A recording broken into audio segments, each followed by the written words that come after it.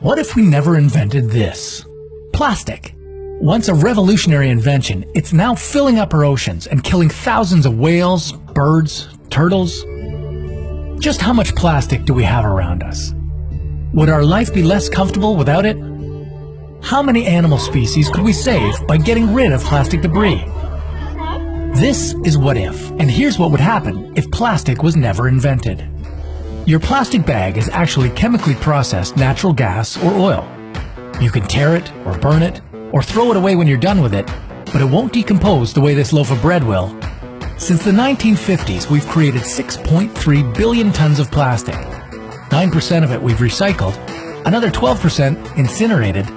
That leaves us with 4.9 billion tons of plastic waste. If we could gather it all in one place, this plastic mountain would be bigger than Mount Everest.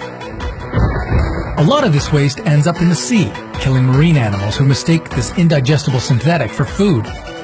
If we eliminated plastic from our lives, we'd save hundreds of marine species from entanglement and plastic ingestion. But what about us? What would our routine be like without plastic? How much do we depend on plastic anyway? Even if you avoided using plastic containers to bring your lunch to work, or bagged your groceries with reusable shopping bags, you'd still be a far cry from going absolutely plastic-free. Plastic is everywhere. Aluminum cans are lined with plastic resin. Without it, your cola would corrode it within 3 days. Paper cups hide a thin layer of plastic too. How do you think they keep the liquid inside? No plastic would also mean no tea bags, since they're heat-sealed with polyethylene. Without plastic, grocery shopping would look very different.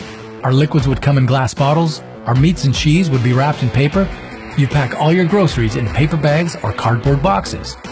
One of the main benefits of plastic packaging is that it keeps food fresh longer. Without this basic method of food preservation, a lot of our food would need to be raised or grown locally, and much of it would only be available seasonally. Organic waste would fill up the landfills and become our main environmental concern. Our clothing would be limited to natural fibers. No polyester socks, nylon dresses, or acrylic sweaters. Say goodbye to your fleece jacket.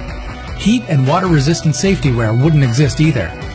Without the plastic needed for electrical insulation, there would be no inexpensive circuits to build your phone or computer. Even early electronics in the 1910s used one of the first plastics, Bakelite. Without any plastic, we'd be stuck in 1870, still using non-durable and hazardous lacquer and rubber to insulate our wires. All the progress we've made with affordable electronics would never have happened. But at least we wouldn't be polluting the earth with disposable coffee cups, water bottles, toothbrushes, and other plastic stuff.